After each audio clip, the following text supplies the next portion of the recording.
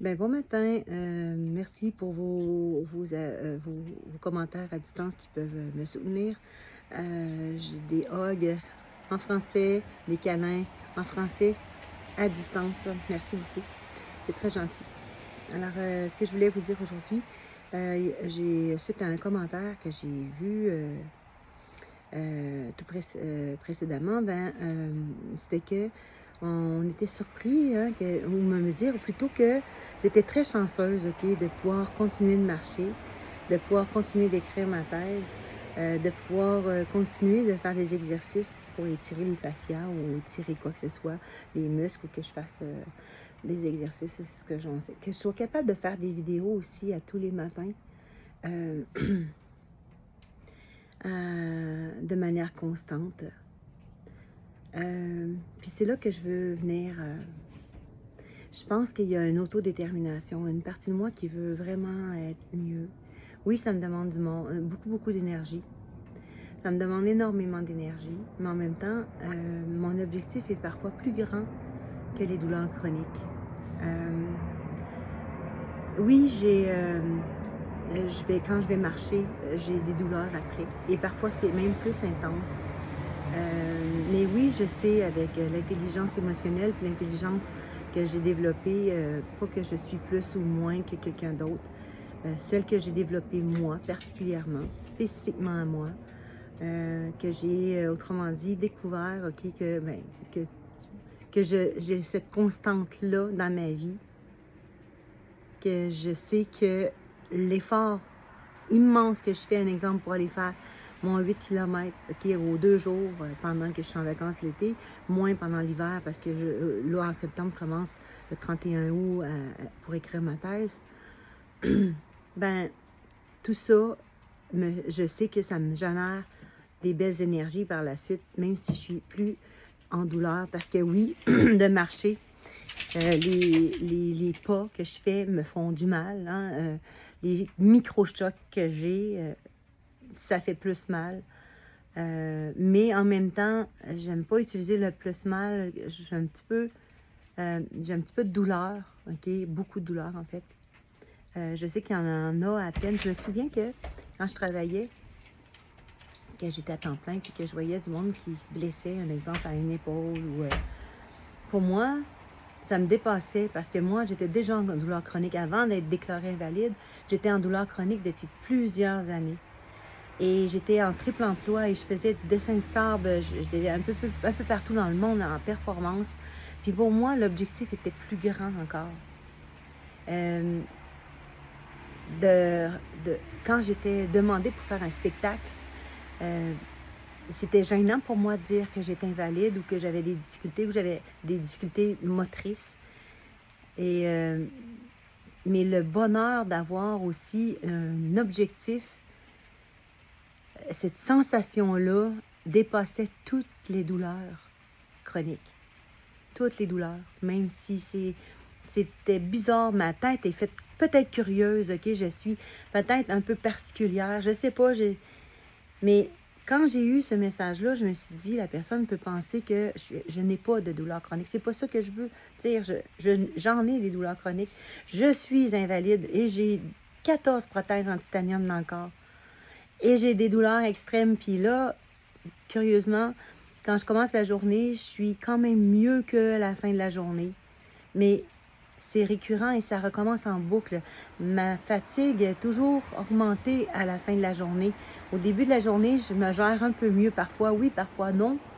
Mais parfois, les objectifs que je me suis fixés sont plus grands que les douleurs. Donc, je vais surpasser tout ça. Donc, oui, je vais m'étirer pour essayer encore d'avoir de l'espoir, pour avoir du mieux-être. Oui, je vais continuer de marcher, OK, jusqu'à ce que je sois plus capable de marcher. Si ça arrive un jour, je veux pas que ça m'arrive tôt. Je veux continuer, même si ça me fait du mal. Pendant que je marche, j'ai des douleurs qui irradient jusqu'au pied, jusqu'à la paume du pied, jusqu'à toutes les sciatiques, la cruralgie, les parasthésies, les parésies. Tout ça, ça arrive en boucle. OK, c'est itératif et ça revient et ça revient. Et j'essaie, moi, de gérer ça le mieux que je peux. Et quand je me mets à écrire la thèse, parce qu'on m'avait dit, Tu es vraiment chanceuse hein, de continuer d'écrire parce que tout ça, ça demande beaucoup, là. Normalement, quand on a mal, quand on a des douleurs chroniques, on n'arrive pas à faire ça. Mais pourquoi moi j'y arrive? Mais comment ça que moi j'y arrive? Là, ça vient de l'autodétermination. On ne peut pas comparer d'une personne à l'autre. Est-ce que l'autre a mal plus que moi? Moi, j'ai plus mal qu'elle. Ah, toi, ça doit être pire que moi. On est un peu semblables, tous et toutes, OK? Et on gère ça de toutes nos manières qu'on peut, de tout ce qu'on peut. Comment on le gère? Ça, on peut se faire aider, on peut avoir des idées. Il y a des journées qui vont moins bien, il y a des journées qui vont mieux. Il y a des journées qui sont changeantes, même dans la journée. Puis on me dit chanceuse hein, de réussir à faire tout ça. Je ne sais pas si c'était avec un sarcasme ou si c'était pour vrai. Vraiment me trouvant chanceuse de réussir à faire tout ça en ayant des douleurs chroniques, en étant invalide, en ayant 14 prothèses dans le dos, en ayant vécu des quinzaines de chirurgies astronomiquement grandes, où mon ventre a été ouvert d'en bas des seins jusqu'en bas, OK, pour mettre les 4 prothèses discales que j'ai plus.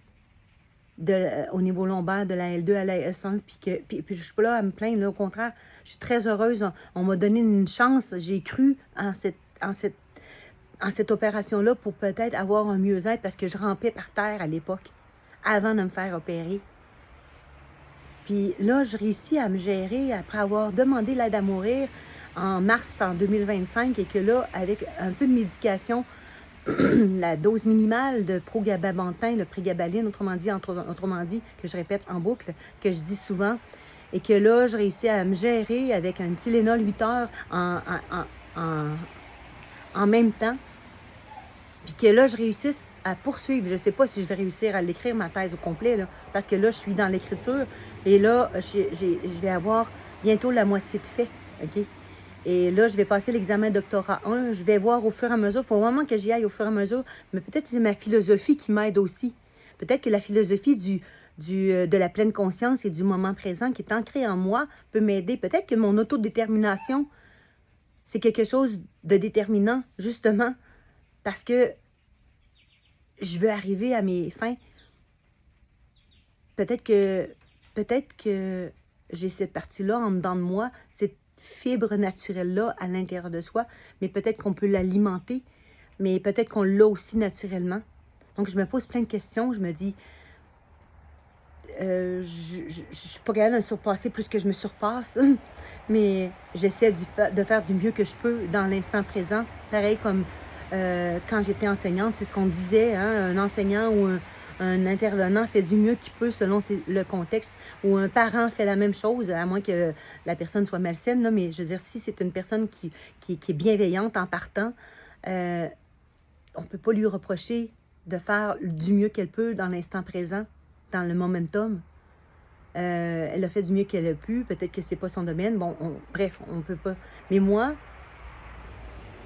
quand j'assure dans ces pans-là que j'ai... Oui, quand je me mets à écrire, je me souviens que j'ai passé des 8 heures, 9 heures d'écriture. Et j'avais tellement mal après, je n'étais même plus capable de marcher. Mais le temps que j'ai écrit, puis que je voulais me rendre à ce que je voulais finir d'écrire cette journée-là, je ne sais pas quelle fibre à l'intérieur de moi, à part l'objectif qui rend cette passion-là. Je pense que je suis une passionnée. Le dessin de sable, c'était pareil. Je me rappelle, je travaillais pour EPTN TV. J'avais 13 légendes à faire en dedans d'un mois et demi presque. C'était record. Et j'avais des douleurs et même je me suis fait opérer dans le temps que j'ai eu ces contrats-là. C'est un travail incommensurable où est-ce que je devais me pratiquer à tous les jours pour faire les 13 légendes, les créer. C'était un travail magistral. C'est un travail de producteurs et où est-ce qu'on aurait dû être une équipe de production. Puis moi, j'ai travaillé là-dessus. J'ai pas fait plus que quelqu'un d'autre. Je ne sais plus. Je me dis qu'il y a quelque chose en dedans de nous. Quand on veut, on peut, mais qu'on peut dépasser. Je suis pas en béquille. Je suis pas en chaise roulante. Clairement, je peux marcher. difficilement parfois, mais je peux le faire. Pas à tous les moments de la journée, mais dans des moments plus précis. Et je suis capable de différencier ça. Et quand je sais que je dois faire de l'écriture, je sais que ça me demande beaucoup cognitivement parce que la fatigue, les douleurs chroniques nous fatiguent cognitivement. Et donc, à ce moment-là, je sais gérer que quand je suis en écriture, je ne peux pas marcher à tous les 2 jours. Je dois marcher à tous les 3 ou 4 jours. Et être flexible là-dessus pour être sûr d'être capable d'atteindre mes objectifs. Qu'est-ce que je vais atteindre le plus? J'en ai besoin de la marche parce que c'est mon euphorisant, c'est mes énergies positives. J'en ai besoin d'être dans la nature. J'ai besoin de faire des exercices de plus en plus parce que c'est drôle parce que je n'avais pas besoin il y a fort longtemps, il y a juste quelques mois. J'ai découvert que ça peut peut-être me faire du bien ou m'aider à gérer les douleurs. De faire des vidéos, c'est quelque chose aussi, ça me demande une structure, une discipline. Ça me fait plaisir aussi, mais il faut vraiment avoir du plaisir en même temps. Et toutes ces choses-là, bien que ce soit paradoxal, ça me donne du mieux. Pourquoi que je fais des vidéos? Puis oui, ça demande d'avoir un écran devant soi, OK? Oui, ça demande de faire des chroniques, OK? Ça demande une structure. Mais j'étais une enseignante, j'étais une fille de public, j'étais une fille de performance. Et là, je pense que je viens de toucher le mot quand je viens de l'entendre, là. Je dis une fille de performance. J'étais une fille de performance. Pour moi, je réussis à faire des petites performances à côté de ce que je faisais avant. C'est rien. Aujourd'hui, c'est des choses que peut-être que je réussis à faire maintenant. Mais je ne sais pas si je vais les faire demain, puis c'est trop loin déjà. Je suis capable de le faire maintenant. Et quand je suis capable de le faire maintenant, je le fais. Pour mon bien, pour ceux que j'aime, puis pour ceux qui ça leur fait du bien aussi. Quand je me rappelle, je faisais des dessins de sable, là, je me disais toujours, je ne le fais pas pour moi. C'est un don de soi. C'est important. C'est important de le faire pour les autres aussi. Pour soi, parce que quand on donne, c'est là que c'est la meilleure chose qu'on peut faire pour soi. Parce que quand on donne sans, autrement dit, avec désintéressement, sans attente, c'est là qu'on est, que le don est vraiment bénéfique pour tout le monde autour de soi, même soi-même. Oh là là. Bon, j'espère que vous allez passer une super belle journée, un beau moment présent, que vous allez prendre soin de vous. Ah oui, c'est vrai, les fascias. Peut-être prendre, moi j'adore le petit mouvement là, du bassin là, on fait une rotation, même on peut se mettre debout et juste faire la rotation d'un petit mouvement à gauche et à droite, on tourne. Hein. Et là, on réussit à le faire. C'est trop cool. Moi, je l'adore, ce mouvement-là. Même coucher, là, il me fait du bien. Il me fait un petit peu de mal. Comme je vous ai dit, j'ai une petite zone de développement proximal. Il me fait un petit peu de mal. Mais en même temps, après, quand j'attends entre les deux, je fais une pause et je ressens le mieux-être. Je le sens. Je le sais qui me fait du bien. Est-ce qu'il y a un petit geste que vous aimez, un petit exercice d'étirement ou de dynamique ou statique qui peut vous faire du bien? Répétez-le, puis faites-vous du bien. Posez-vous la question et choisissez-le pour vous, spécifiquement pour vous. Là-dessus, je vous souhaite une belle journée, un beau moment présent, puis je vous dis à tantôt.